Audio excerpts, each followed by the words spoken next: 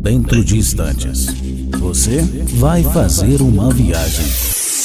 Uma viagem ao mundo do conhecimento. Com o Professor Luigi. Olá, professor.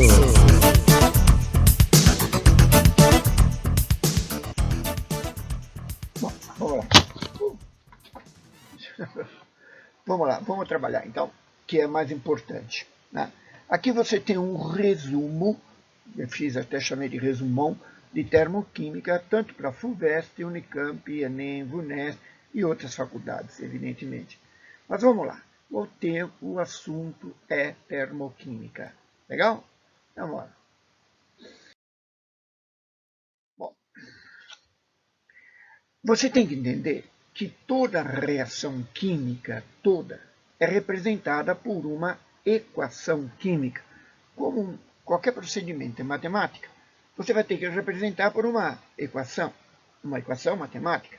No caso da química, uma equação química.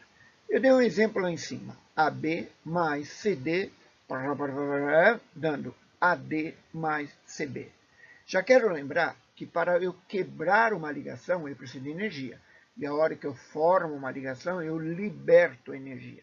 E a termoquímica é exatamente aquela parte da química que estuda tanto o ganho quanto a perda de energia nas reações químicas. Claro, né? Amigos, esta energia envolvida nas reações normalmente se manifesta na forma de calor, seja ele absorvido ou liberado. E a este calor, ou melhor, energia, a partir de agora nós vamos dar o nome de entalpia. Não briga comigo não, mas é porque é a química. Tá? Agora, energia, para mim, é entalpia. E o que é então a entalpia? Bom, então nós definimos como sendo o calor, isto é, a energia liberada ou absorvida, envolvida numa reação importante, a temperatura e pressão constante, e será representado pela letra H. Joia? Continuando. Lembrar que este calor ou energia envolvido será sempre proporcional à quantidade de matéria envolvida nesta reação, ou usada nesta reação. Você vai usar mais matéria, mais reagente, você vai ter mais calor absorvido ou liberado. Você vai usar menos reagente, menos calor liberado ou absorvido. Claro. Bom, continuando. Eu tenho dois tipos de reações. Eu tenho aquelas reações que eu chamo de endotérmica e aquelas reações que eu chamo de exotérmica. Endotérmica, para dentro, ganham calor. Exotérmica, perdem o calor, libertam calor. Ok? Bom, então, continuando. Observe esta colocação que eu vou te fazer. Ó, imagine você. Sempre há dúvida. Eu libero calor, eu absorvo calor. Então, vou absorver calor, vou ficar mais quente. Não, cuidado. Vejam, eu fiz essa comparação para você. Olha o ferro de passar roupa. Ele não libera calor? Como fica a superfície? Quente. Porque a sensação de quente e frio é uma sensação superficial. É em cima da superfície. Então, se eu libero calor, a superfície fica quente, claro. E se eu absorvo calor, a superfície vai ficar fria. E aí você vai perguntar, Luigi, onde é que vai esse calor, essa energia absorvida? Vai para dentro da molécula. Vai para dentro da molécula.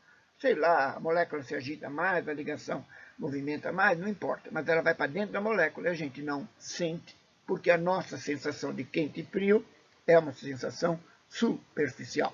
Legal? Vamos lá. Eu tenho alguns símbolos e temas que você tem que gravar. Quais?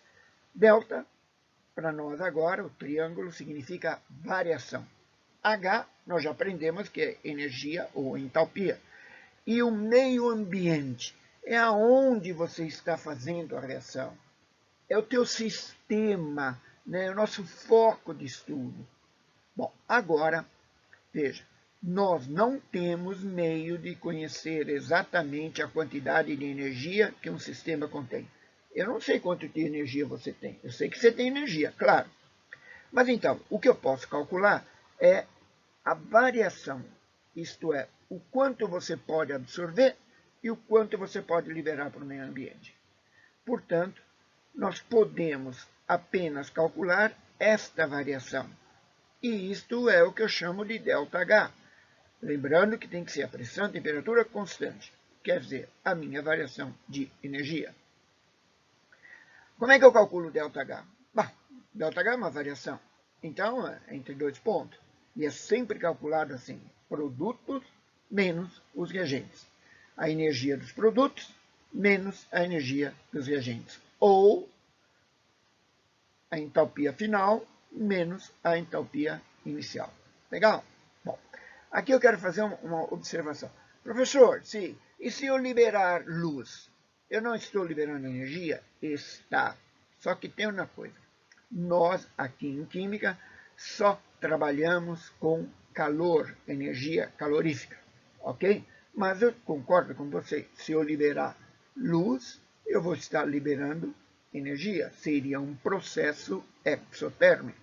Mas nós não vamos estudar. Nós só estudamos aqui no ensino médio, né, pré-vestibular ou no vestibular, apenas a energia calorífica liberada ou absorvida por uma reação química. Legal? Bom, estamos continuando. Bom, eu sempre falo que o químico é pornográfico. Luiz, pornográfico, como assim? Ele gosta de colocar as coisas em gráfico, pornográfico. Por quê? Porque no gráfico você tem uma visão melhor das coisas. Ah, fica claro, lembra aquela frase? Uma imagem vale mais do que 1.500 palavras. Então, o gráfico que nós trabalhamos é o gráfico mais simples que tem. Qual é? Dois eixos. Um eixo vertical e um eixo vertical. Uma linha vertical, uma linha horizontal. A pergunta, então, é: quem é a abscissa, quem é a ordenada? Né? A abscissa é a linha vertical, a linha horizontal, eu confundo. Não, não confunde mais. Você faz assim, ó, linha abaixo é a abscissa, e a linha acima, portanto, será a ordenada. Dá uma olhada nesse gráfico. Olha lá, a energia, na ordenada eu coloco energia, e na abscissa eu coloco caminho de reação. Então, na horizontal eu coloco caminho de reação, e na vertical eu coloco na ordenada a energia. E no meio de tudo isso eu vou mostrar o que está ocorrendo com o outro sistema. Ok? Continuando. Gente, a variação de entalpia, isto é, a energia, seja ela absorvida ou liberada por um sistema, claro que vai depender de 5 fatores. Mas como assim? Calma. 5 fatores. Quais? Primeiro, pressão. Segundo, temperatura, estado físico, quantidade de matéria e variedade alotrópica. Vamos ver cada um desses casos? Então vamos lá para o outro slide. Pronto. Pressão. Luigi, mas é claro, se eu fizer a reação no Pico Everest e fizer a reação ao nível do mar, eu vou ter uma variação de entalpia, ou melhor, de energia. Eu não tenho dúvida quanto a isso. Outro, temperatura. A mesma coisa, né? Eu vou fazer no Polo Sul e vou fazer no Equador. Claro, a temperatura no sistema aí será diferente, a quantidade de energia liberada ou absorvida será diferente. O que mais? Variedade alotrópica. Bom, eu vou deixar isso, em parte, aberto, porque o professor Maurício, que é um dos melhores professores que eu já conheci, ele vai explicar isso para vocês, tá? Da parte de Química Geral.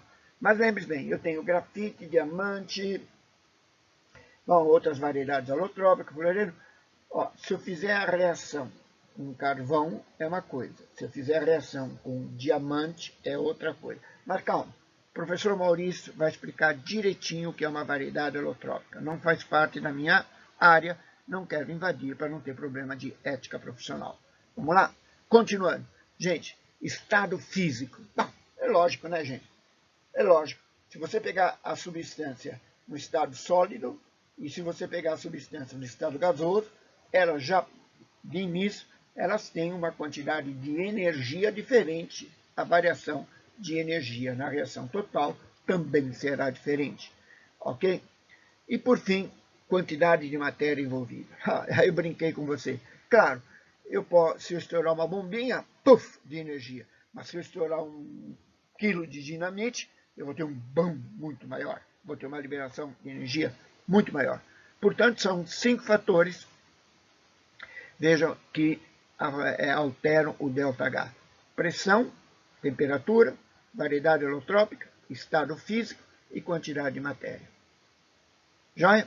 Ótimo. Continuando. Vamos lá. Eu posso ir fazendo a reação de qualquer jeito? Não.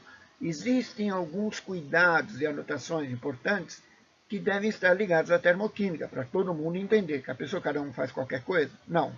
Quais são eles? Primeiro, sempre informe a temperatura e a pressão em que ocorre a reação química.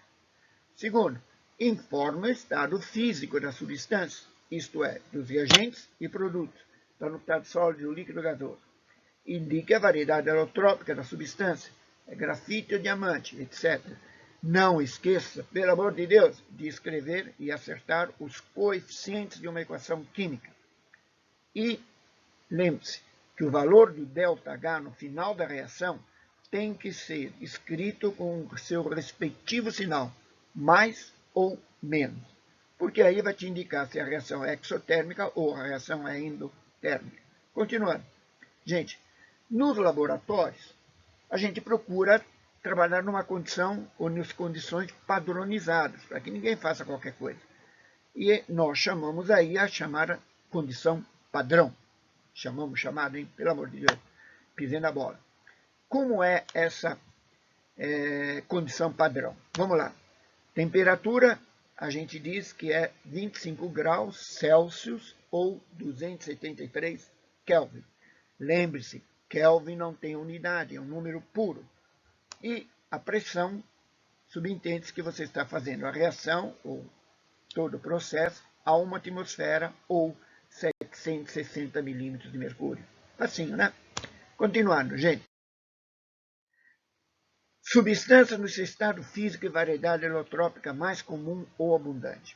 No caso do carbono, qual é a variedade mais abundante? Qual é a forma mais abundante que nós temos do carbono? O grafite. E na água? Bom, a água é a única substância que a gente encontra nos 3 estados físicos, sólido, líquido e gasoso. Mas qual delas predomina? O líquido. Então eu tenho que fazer a reação pensando sempre em calcular o ΔH com a água líquida. Continuando, gente, eu te dei uma reação. Hidrogênio mais cloro produzindo ácido clorídrico, cloreto de hidrogênio, como você queira. Tá? E vou dizer para vocês que o ΔH desta reação, veja, é menos 183 kJ a 25 graus Celsius ou 1 atmosfera. Faltou o ΔH, eu vou tentar colocar. O ΔH de várias reações já foi calculado pelos químicos, você não precisa calcular. Te dei 2 reações. Ácido cianídrico com hidróxido de sódio, formando cianeto de sódio, mais água, um ΔH de menos 2,9 quilocalorias por mol. Gente, sinal menos quer dizer que eu estou perdendo. Se eu estou perdendo, é uma reação exotérmica. Bom, depois eu discuto isso. E C6H12O6, nós sabemos que é a glicose, né, sendo oxidada, produzindo CO2 mais água, menos 670 kcal por mol. Pô, faltou o L lá. Mais tarde vamos aprender a calcular o ΔH de outras reações. Ok? Continuando. Bom, eu tenho aí várias formas de dizer o calor de formação. Posso falar entalpia de formação, calor de formação. Veja, como não é possível medir o valor real da entalpia, energia de uma substância, convencionou-se que nas condições padrão, uma substância simples, forma alotrópica mais estável, teria entalpia ou energia zero. Bom, aqui eu quero lembrar uma coisa, que isto é apenas uma convenção.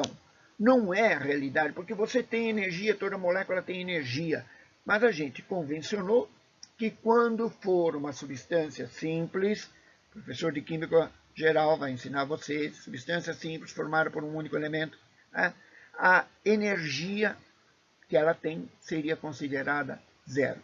Isso é apenas uma convenção. Gente, vamos lá, entalpia zero, OH, hidrogênio, não tenho nenhuma variedade holotrópica. Por exemplo, mas oxigênio tem a variedade holotrópica. O2 e O3.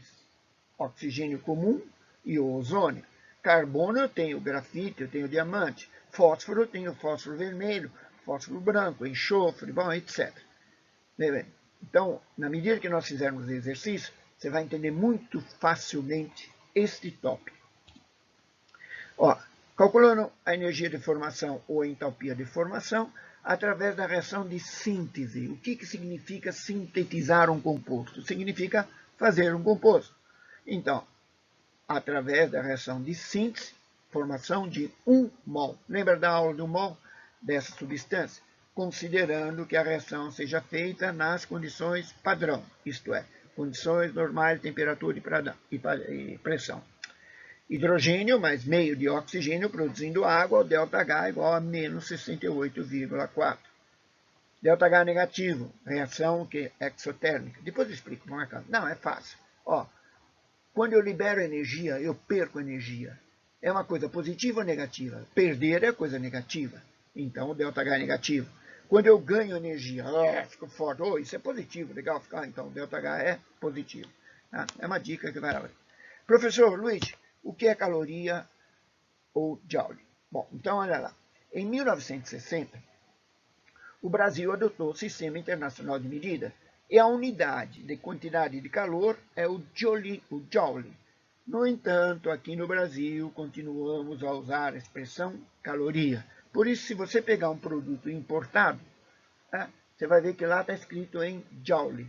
Mas aqui, se for nacional, você vai ver que está escrito em caloria. É a mesma coisa, só porque eu posso fazer a conversão. Uma caloria é igual a 4,18 joule. E uma quilocaloria é igual a 4,18 kJ. Lembrando que quilo é 1000. Bom, e como é que eu defino uma caloria? A caloria é definida como sendo a quantidade de energia necessária para elevar em 1 grau Celsius a temperatura de 1 grama de água a CNTP. Não vai falar 1 grama, não, que não... Bom, deixa pra lá. Ninguém mata aqui. Continuando. Calor de solução, entalpia de dissolução é quando você dissolve alguma coisa. Calor de neutralização é quando você neutraliza ácido de base. Calor de combustão é quando você faz a queima de alguma coisa. A gente vai ver com detalhes nos próximos exercícios. Veja lá, eu vou te dar um exemplo. Calor de ligação, entalpia de ligação ou energia de ligação. O que é isso? É a quantidade de energia necessária para se romper 1 mol. Lembra o que era 1 mol? 6 vezes 10 elevado a 23. Correto? 6,02. Mas você pode trabalhar com 6 vezes 10 elevado a 23. Então, é a quantidade de energia necessária para se romper 1 mol, isto é, 6 vezes 10 elevado a 23 ligações, entre dois átomos no estado gasoso, nas condições padrão, condições normais, temperatura e para lá. Está aí um exemplo, o hidrogênio. Para eu separar o hidrogênio, eu preciso de energia, tem que quebrar a ligação. Então, eu vou absorver 436 kJ. E se eu fosse fazer o contrário, vou unir os dois átomos. A hora que eu uno, eu vou liberar 436 kJ. Ok? Continuando. Ó, os químicos, olha que beleza, hein? É química mesmo, não tem jeito, né? Os químicos já calcularam alguns valores envolvidos nas ligações. Você não precisa calcular, eu te dou esses valores. Os valores eu te dou, vem na tabela lá do exercício. Olha lá, hidrogênio, 436 se for em joule, quilojoule. Se for em caloria, 104,3 quilocalorias por mol. CL, HCl, HBr, etc, etc. Então, vamos ver. Olha lá, eu te dou essa reação. Etano, 2 carbonos é et, 1 carbono é met, 2 carbonos é et, 3 carbonos é como você chama as galinhas, 4 carbonos é o butmania, 5 carbonos é o pente, bom, e deixa para lá. Bom, são 2 carbonos, tá aí, mais cloro, ok? E eu vou, observe, trocar 2 hidrogênios por cloro. Então, eu vou quebrar a ligação carbono, hidrogênio, vou quebrar a ligação cloro-cloro, vou formar uma ligação cloro-carbono, cloro-carbono, e vou formar uma ligação hidrogênio-hidrogênio. Então eu vou ter uma energia absorvida e eu vou ter uma energia liberada. Olhem o cálculo aí. Quanto que eu absorvi? 1069. Quanto que eu liberei? 1090. Eu liberei mais do que eu absorvi. Portanto, é uma reação exotérmica. Química é difícil? Vamos lá. E aí vem a lei de Hess, que eu vou deixar para a segunda parte do vídeo, da videoaula, porque senão fica muito pesado o arquivo, eu não consigo mandar para vocês via WhatsApp ou via Face, ou sei lá, por uma mídia digital. Tá bom?